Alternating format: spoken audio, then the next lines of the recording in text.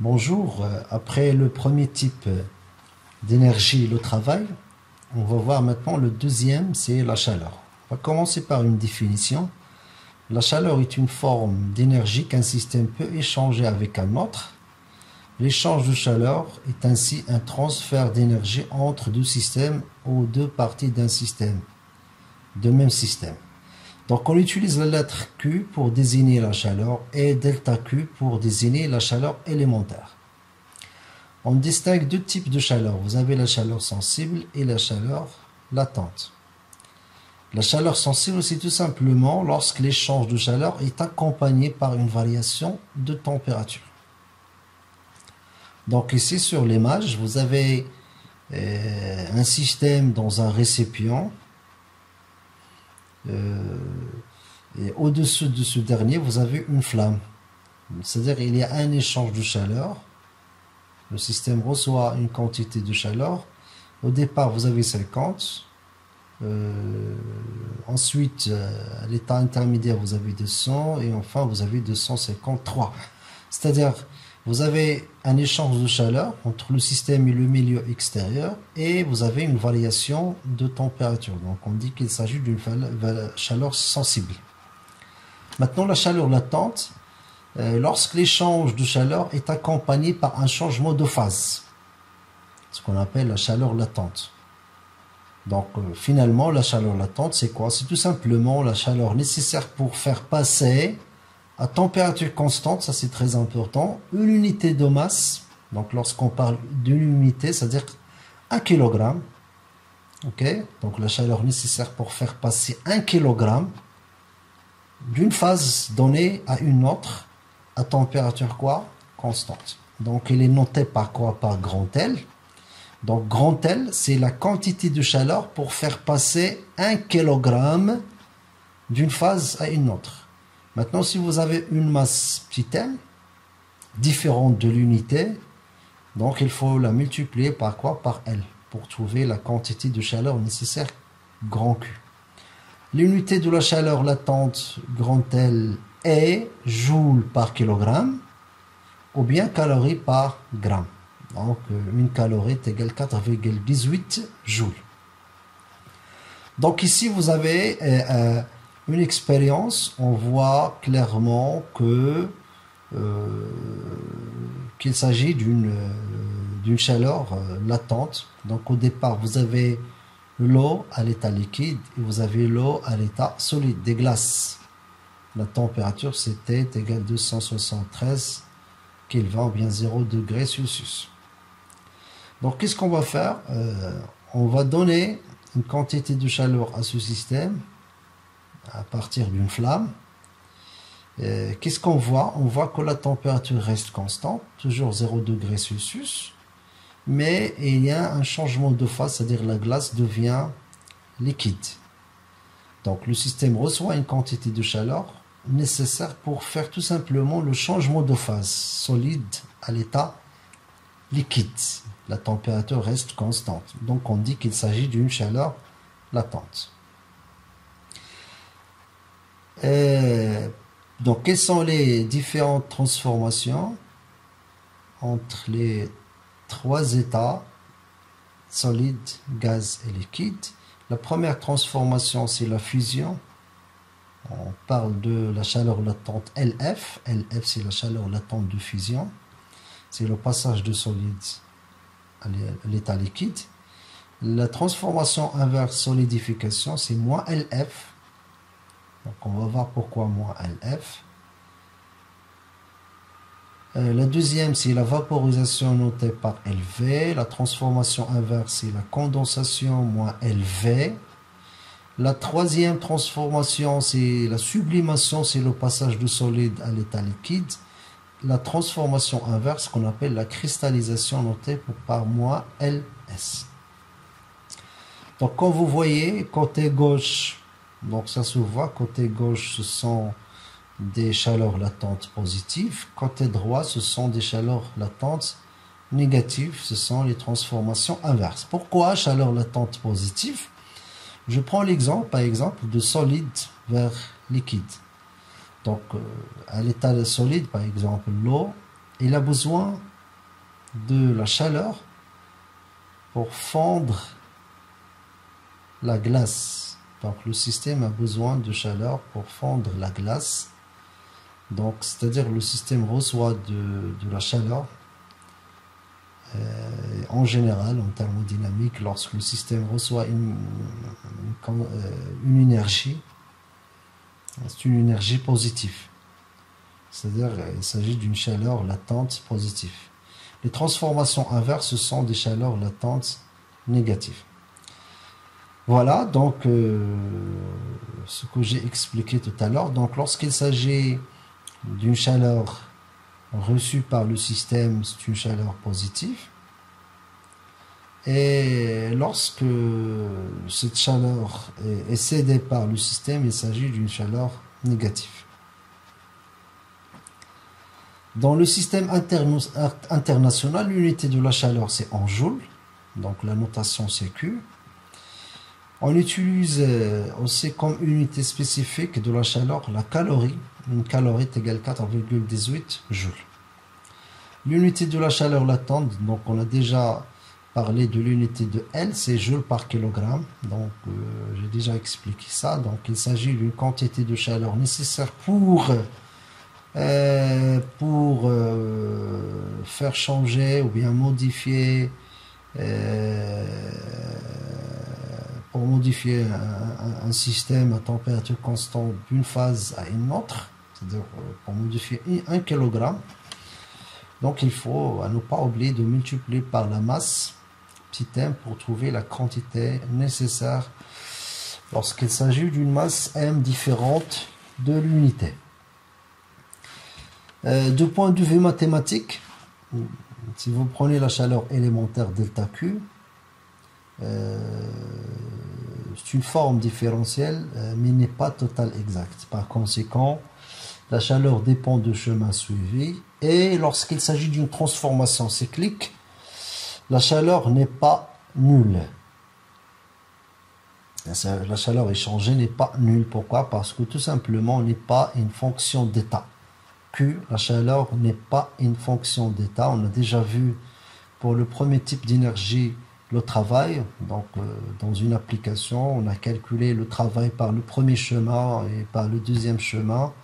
Malgré qu'on a les mêmes états initial et final, on a trouvé deux travaux différents, oméga 1 différent, oméga 2, c'est-à-dire les deux types d'énergie, le travail et la quantité de chaleur Q ne sont pas des fonctions d'état.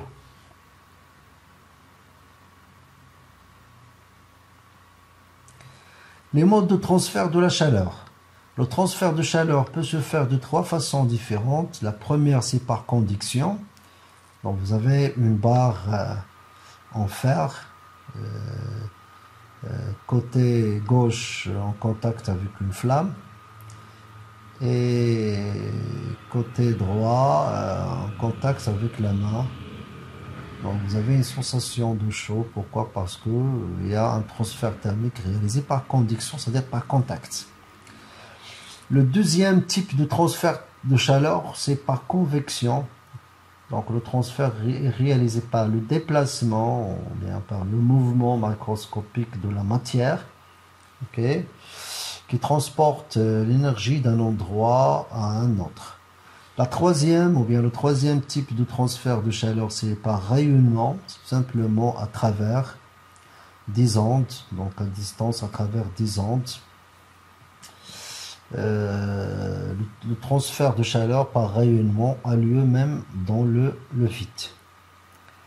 Les coefficients calorimétriques.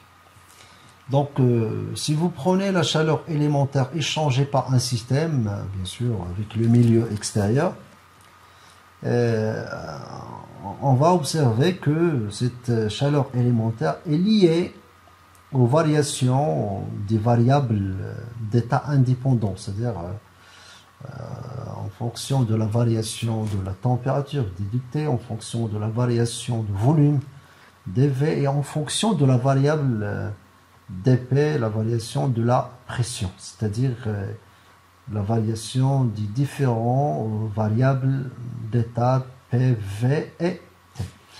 Donc on peut écrire les trois expressions de la chaleur élémentaire. La première, delta Q est égal CV d de T plus LdV, c'est-à-dire en fonction des variables indépendantes, la température et le volume. La deuxième expression, delta Q est égal Cp d de T plus HdP en fonction des variables indépendantes T et P, la température et la pression. Et finalement, la troisième expression, delta Q est égal lambda d de P plus mu d de V en fonction des variables indépendantes, la pression P et le volume V. Il faut signaler que grand Cp et grand CV, ce sont les capacités thermiques respectivement à pression constante et à volume constant. Donc C indice P, c'est-à-dire la capacité thermique à pression constante. C indice V, la capacité thermique à volume constant. Le L et les H, L et H, ce sont les coefficients latents respectifs. Appeler les 7 ou bien les 6 coefficients, donc Cp, Cv, LH, lambda et mu par les coefficients calorimétriques tout simplement. La capacité thermique, ou bien ce qu'on appelle la capacité calorifique, il est noté par quoi? Par C. Donc les capacités thermiques les plus utilisées sont Cv et Cp. Donc Cv c'est la capacité thermique à volume constant. Donc la capacité thermique à volume constant. Donc si je reviens à la première expression, donc si vous prenez V constant, c'est-à-dire dV est égal 0, donc ce terme va sauter, il reste tout simplement delta Q est égal Cv d de T. Voilà. Donc ce que vous avez ici, vous avez Cv est égal delta Q sur d de T à volume constant. La même chose, c'est vous prenez la deuxième expression, delta Q est égal Cp d de T h d de P, à pression constante, P constant, d de P est égal 0, donc il reste tout simplement delta Q est égal Cp d de T. Et à partir de cette expression, on peut écrire Cp est égal delta Q d de T à pression constante. Donc ce sont les deux capacités thermiques les plus utilisées, Cv et Cp. Capacité thermique à volume constant, capacité thermique à pression constante. L'unité c'est joule par kilogramme, donc ça se voit mathématiquement que la dimension de Cp c'est la dimension de la chaleur, c'est en joule sur la dimension de la température en Kelvin, c'est-à-dire joule par Kelvin. On utilise souvent le gamma, donc gamma c'est le rapport entre les deux capacités Cp sur Cv, donc gamma est toujours supérieur à 1. La capacité thermique molaire, ou bien ce qu'on appelle la chaleur spécifique molaire, notée par petit c, c'est minuscule. Donc il faut faire la différence au niveau de notation. La capacité thermique ou bien la capacité calorifique, c'est grand C. La capacité thermique molaire, et parfois on dit la chaleur spécifique molaire, c'est petit c. À quoi est égal petit c? C à volume constant, c'est grand CV divisé par petit n, le nombre de mol. Et petit Cp est égal grand Cp divisé par petit n. L'unité, bien sûr, donc puisque j'ai divisé par petit n, l'unité, ça sera joule par mol Kelvin. Il y a aussi la capacité thermique massique, ou bien ce qu'on appelle la chaleur spécifique massique, toujours notée par C. Donc c'est la même notation que la capacité thermique molaire. La différence, c'est tout simplement, c'est le dénominateur. Donc ici, on divise par petit n, et ici, on divise par petit m. Donc Cv, la capacité spécifique massique Cv est égal grand Cv divisé par petit m. Cp est égal grand Cp divisé toujours par petit m. L'unité, bien sûr, puisque j'ai divisé par la masse, l'unité est égale joule par kilogramme Kelvin. La chaleur mise en jeu au cours du chauffage ou de refroidissement d'une substance de masse petit m de température T1 à la température T2 s'écrivent Donc à partir de l'expression de CV, QV, donc si je prends par exemple delta Q à volume constant d'après la première expression de delta Q long, donc si vous prenez V constant, on va se débarrasser du deuxième terme, donc il reste tout simplement delta QV, CV, D de T. J'intègre entre la température initiale T1 et la température finale T2. On va trouver que QV est égal à l'intégrale T1, T2, CV, D de T. On prend en général, CV, les capacités, que ce soit les capacités calorifiques ou bien les capacités calorifiques massiques, on les prend toujours sont des constantes. Okay? Ce qui fait donc je peux faire sortir CV, donc j'intègre par rapport à la variable T, la température finalement, donc je trouve CV T2 moins T1. On va remplacer CV par quoi? Par la chaleur spécifique massique. Okay? Donc ça va donner petit m CV T2 moins T1. Donc vous pouvez donc calculer la quantité de chaleur à volume constant, soit en utilisant la capacité calorifique grand CV T final moins T initial, T2 moins T2, ou bien si vous avez tout simplement la capacité calorifique massique, il faut la multiplier par la masse, toujours fois T2 moins T1. Donc ça c'est lorsqu'il s'agit d'une transformation isochore, c'est-à-dire V constant.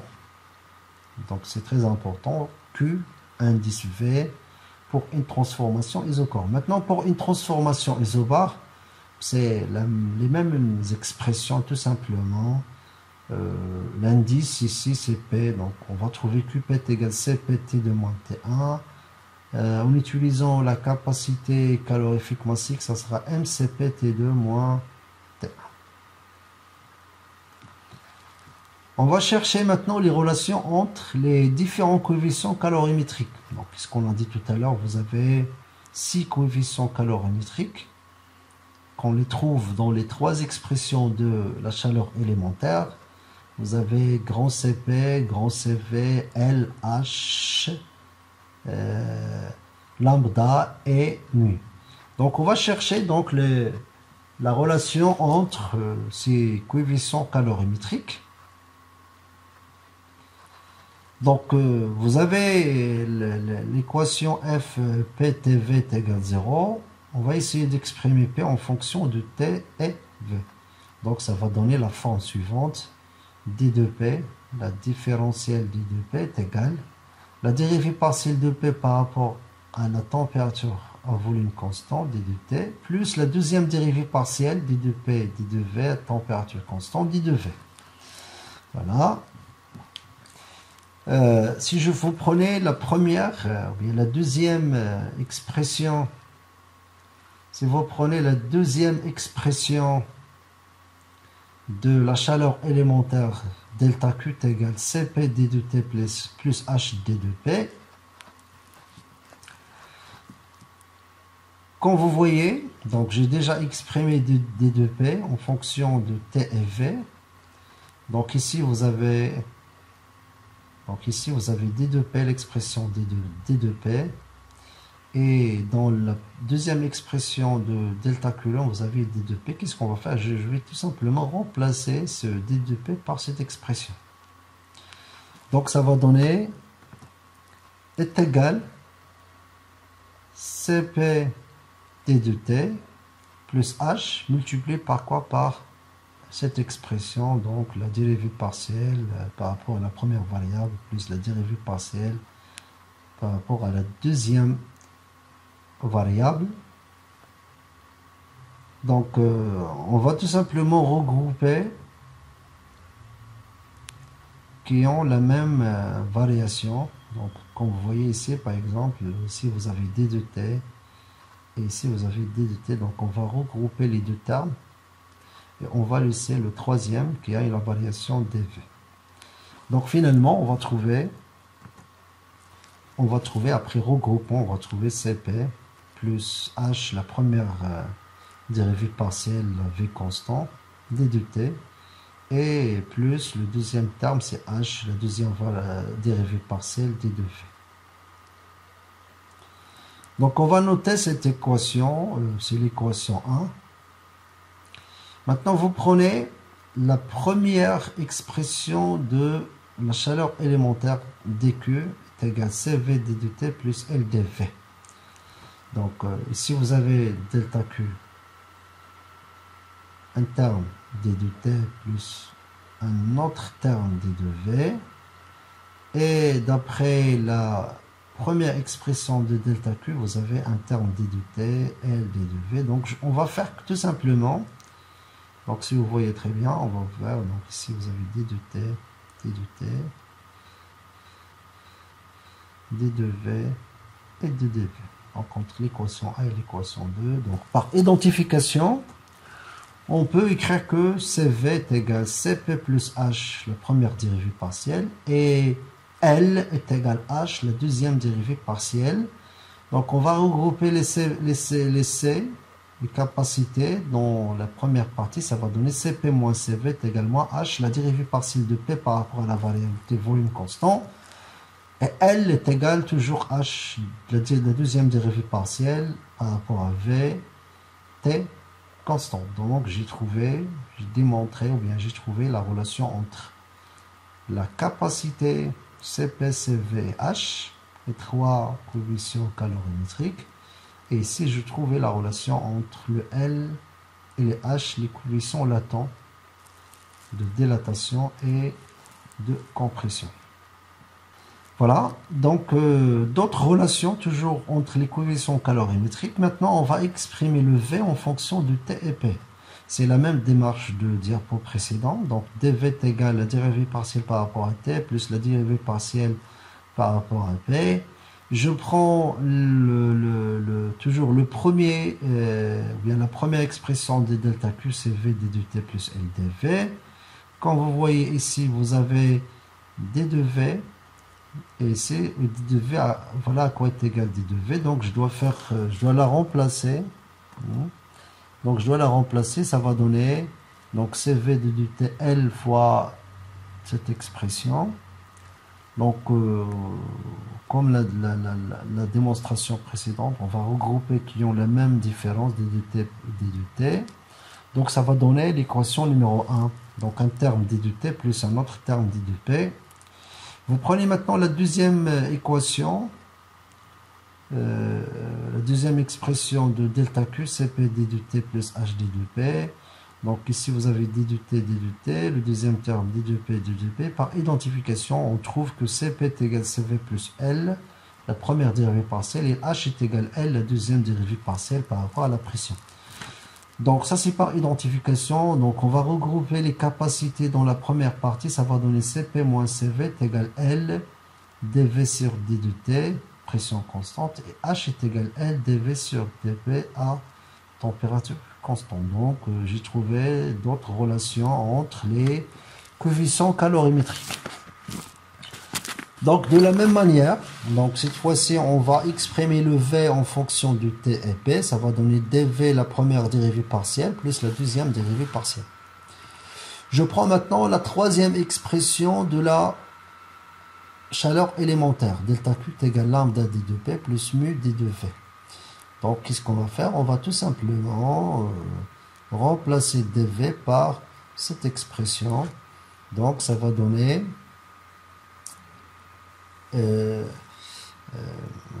la forme suivante. Donc d de P dans le premier terme, d de P dans le troisième. On va essayer de regrouper les deux termes. Ça va donner un terme d de P, un autre terme d de T. Maintenant je prends la deuxième expression de delta Q, donc Cp d de T H d de P, comme vous voyez, par identification.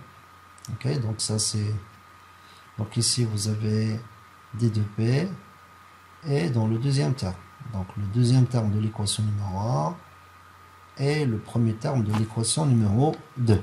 Par identification, on peut écrire Cp est égal mu, la dérivée partielle de V par rapport à T à pression constante. Je peux exprimer le coefficient mu en fonction de Cp, donc ça va donner mu est égal Cp d de t sur dv, c'est l'inverse. Voilà, tout simplement. Donc, une autre, bien d'autres relations. Donc cette fois-ci, on va exprimer le P en fonction de T et V. Donc ça va donner dP, la première dérivée par rapport à T, plus la deuxième dérivée par rapport à V. Je prends toujours le troisième, bien la troisième expression de delta Q, lambda d de P plus mu d de V. Donc cette fois-ci, on va remplacer le d de P par cette expression, donc ça va donner la forme suivante. On va regrouper les dv et les dt, donc ça va donner un terme suivant d de t et un autre terme d de v, c'est l'équation numéro 1. Je prends l'équation numéro 2, c'est la première forme de la chaleur élémentaire, delta QCV d de t plus LdV, par identification. Donc le premier terme est égal au premier terme, le deuxième terme de l'équation 1 est égal au deuxième terme de l'équation numéro 2. Finalement, on va trouver CV est égal lambda d de P sur d de T. Je prends lambda en fonction est égal CV et j'inverse la dérivée partielle, ça va donner la dérivée partielle de T par rapport à la pression à volume constant. Donc ce sont des 3 ou bien 4 démonstrations qui se ressemblent, donc la même démarche, en utilisant toujours l'expression ou bien la différentielle d'une variable, et bien sûr en utilisant les différentes expressions de la chaleur élémentaire pour trouver les différentes relations entre les coefficients calorimétriques. Les coefficients calorimétriques d'un gaz, donc ça c'est pas gaz réel, donc on va commencer d'abord par c'est pas le gaz réel, on va gaz parfait. Donc on va commencer par le gaz parfait et par la suite on va faire le gaz réel. Donc il s'agit d'un gaz parfait, ça c'est très important, c'est pas gaz réel, il s'agit de quoi? D'un gaz parfait. Vous avez PV est égal NRT.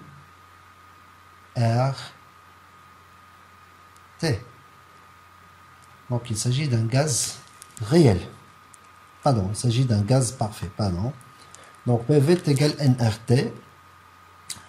Donc vous avez le gaz parfait.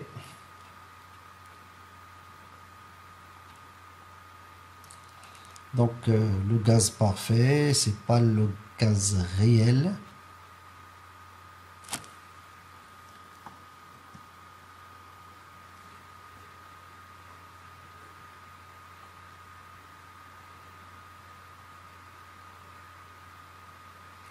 Donc il s'agit d'un gaz parfait, je répète, il s'agit d'un gaz parfait. Vous avez PV égale nRT. Donc je dérive la première partie des PV est égal dNRT est égal, donc ici vous avez deux variables, PdV plus VdP est égal NRd de T, donc ce sont les constantes. Si je prends par exemple la première relation qu'on a trouvée tout à l'heure, le L est égal H, la dérivée partielle de P par rapport à V est constante. Donc qu'est-ce qu'on va faire? On va tout simplement, donc à T constante, donc si vous voyez très bien, à T constante, donc T constante, ça veut dire d de T est égal quoi? Est égal 0. Donc si vous avez d de T est égal 0, c'est-à-dire que je peux trouver à quoi est égal d de P divisé par quoi? Par d de V. Donc ça c'est égal 0. Ça veut dire P dV est égal moins V d de P, le quotient d de P sur d de V, ça va donner moins P sur quoi? Sur V. Tout simplement. Voilà.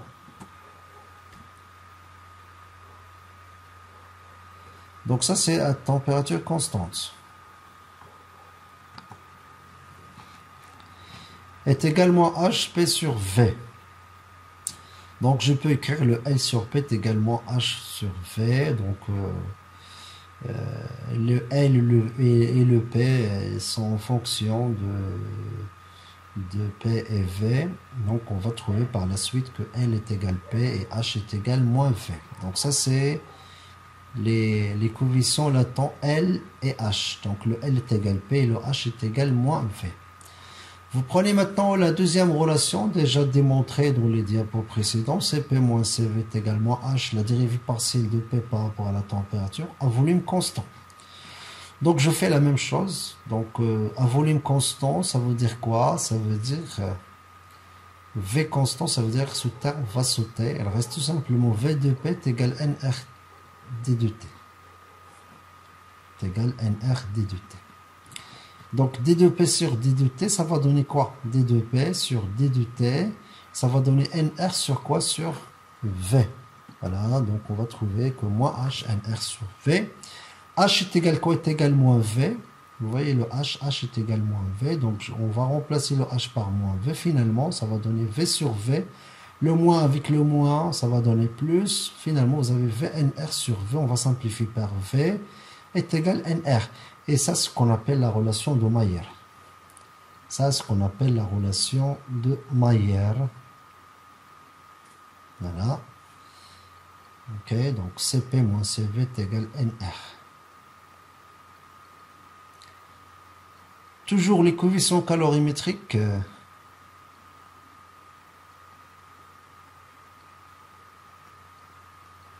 Toujours les coefficients calorimétriques. À partir de la relation de Mayer, CP moins CV est égal NR. On va diviser les deux parties par CV. Donc, ça n'a rien changé. Toujours, vous avez égalité entre la première partie et la deuxième, puisque j'ai divisé par la même quantité, c'est-à-dire CV, CV. Ça va donner... J'introduis donc le CV entre parenthèses. Donc, je fais donc la distribution. Ça va donner CP sur quoi? Sur CV. Moins 1. Et la deuxième partie, donc ça va donner NR divisé par quoi? Par CV. Donc, qu'est-ce qu'on a dit tout à l'heure? Donc, à la place de CP sur CV, on utilise le gamma. Gamma, c'est le rapport entre la capacité à pression constante et la capacité à volume constant. Finalement, on va trouver gamma moins 1 NR divisé par quoi? Par CV. Donc, qu'est-ce qu'on cherche? On cherche le CV. Donc, CV est égal, donc un arrangement mathématique, on va trouver que CV est égal NR divisé par gamma moins 1. Donc, ça, c'est la capacité calorifique à volume constant. Donc, comment je dois trouver le CP? Donc, à partir de gamma. Donc, il se fait de multiplier le CV par gamma pour trouver le CP. Donc, finalement, on va trouver CP est égal NR gamma divisé par gamma moins 1, ce qu'on appelle les capacités thermiques. Donc, j'ai déjà parlé des capacités thermiques dans les trois expressions de la chaleur élémentaire. Donc, voilà quoi est égal, ou bien les expressions pour calculer CV, CP, NR gamma moins 1, NR gamma sur gamma moins 1, le cas d'un gaz parfait. Donc, ça, c'est gaz parfait. Donc, c'est pas gaz réel, c'est gaz parfait.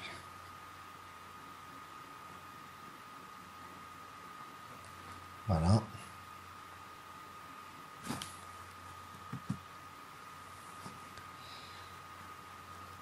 Le cas d'une transformation adiabatique réversible d'un gaz parfait.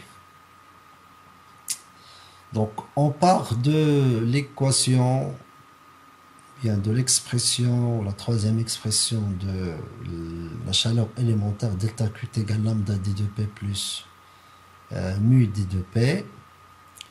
Le gaz parfait, ça veut dire quoi? Ça veut dire la lambda. Ça veut dire pour un gaz parfait, lambda est égal CV d2T, d2P par rapport à P. Donc c'est la relation qu'on a trouvée tout à l'heure entre les coefficients calorimétriques, lambda et CV. Donc gaz parfait, on peut trouver d2T sur d2P. Donc j'ai déjà expliqué ça dans le diapo précédent. On va trouver que c'est la dérivée de d de t par rapport à d de p, ça va donner V sur NR. Donc vous pouvez vérifier. Ok, vous pouvez vérifier. Donc d de t sur 2p. Donc si vous prenez le volume constant, donc le terme qui contient dv va sauter, il reste que le terme qui contient d de t et d de p. Donc on va trouver que ce rapport est égal v sur nr. Donc fois cv. Et la même chose, la relation qu'on a démontrée tout à l'heure, mu est égal cp, la dérivée partielle de t par rapport à v, pression constante. Le cas d'un gaz parfait, donc à pression constante, le terme qui contient dp va sauter, il reste que le terme qui contient d de t et d de v. Donc on va retrouver à quoi est égal facilement. Donc ça va se donner cp p sur nr. cp p sur nr. Voilà, donc qu'est-ce qu'on va faire? On va tout simplement remplacer lambda par cvv sur nr et remplacer mu par quoi? Par cp p sur nr. Voilà, donc delta q est égal cvv sur nr d de p plus cpp nr d de v. Là. Lorsqu'il s'agit d'une transformation adiabatique, ça c'est très important. Donc adiabatique, c'est-à-dire pas d'échange de quantité de chaleur. C'est-à-dire delta Q est égal 0. Transformation adiabatique, delta Q est égal 0. Et par suite, donc vous prenez ici 0, à la place de delta Q 0, donc on peut trouver l'égalité suivante. CVV sur NR d de P est égal moins CPP sur NR d de V. Donc, en arrangement mathématique, je peux écrire CV, V d de P est égal moins CPP d de V, etc. Donc, V d de P est égal moins CP sur V. J'ai regroupé les CP, les CV dans l'autre côté. Donc, CP sur CVP d de V, à ne pas oublier le moins. Donc, ce sont des arrangements mathématiques. Finalement, on va trouver d de P sur P est égal moins. J'ai remplacé CP sur CV par gamma d de V sur V. Donc, je fais la somme. Et la forme d de P sur P, il s'agit d'une forme très connue, la même chose dV sur V. Donc, ça va donner, puisque gamma est constante, ça va donner par intégration ln de P plus gamma ln de V est égal constante. Donc, après intégration, ln de P, gamma ln de V est égal 0, donc ça va donner, par intégration, ça va donner une constante.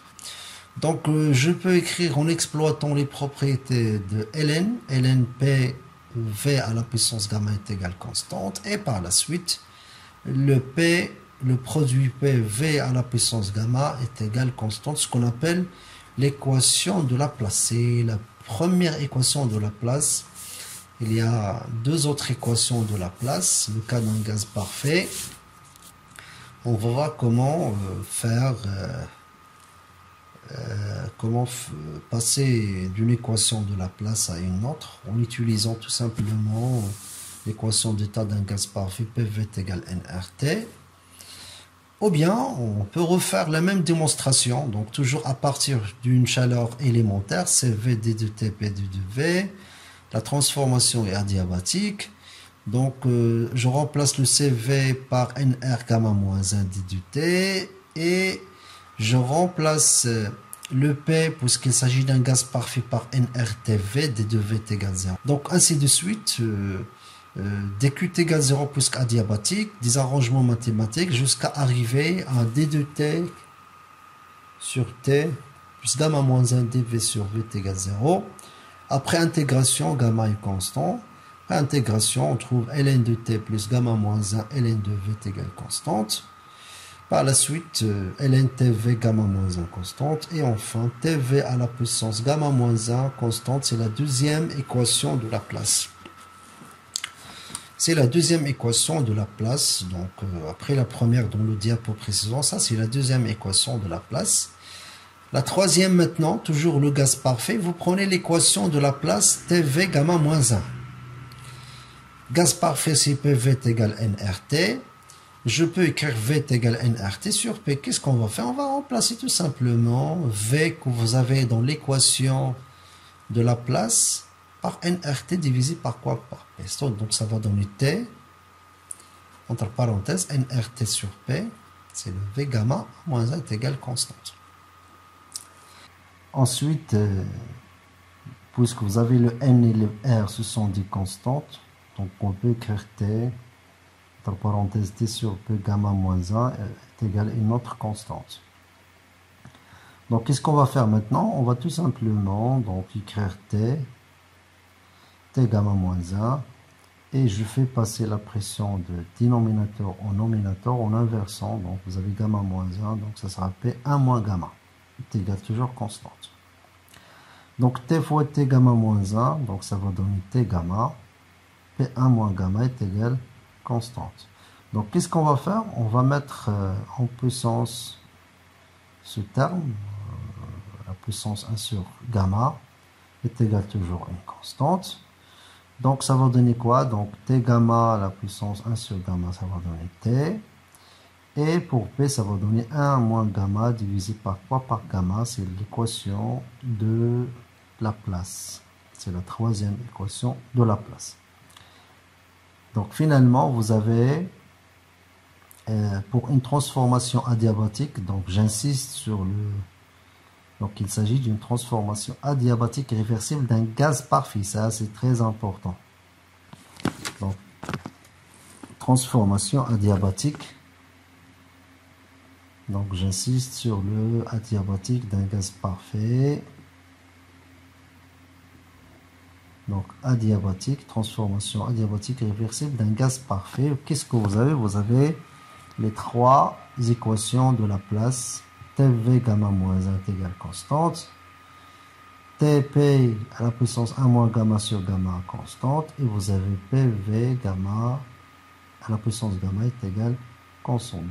Ça dépend ce que vous avez comme variable d'état dans les données de l'exercice ou bien du problème de la thermodynamique. Donc soit vous utilisez la première, ou bien la deuxième, ou bien la troisième, ça dépend. Si vous avez la température et le volume, bien sûr gamma, c'est les données, c'est le rapport entre les deux capacités. Donc on peut utiliser cette équation. Si vous avez la température et la pression, vous utilisez la deuxième. Si vous avez maintenant la pression et le volume, vous pouvez utiliser la troisième. En tout cas, ça dépend ce que vous avez comme données dans le problème de la thermodynamique.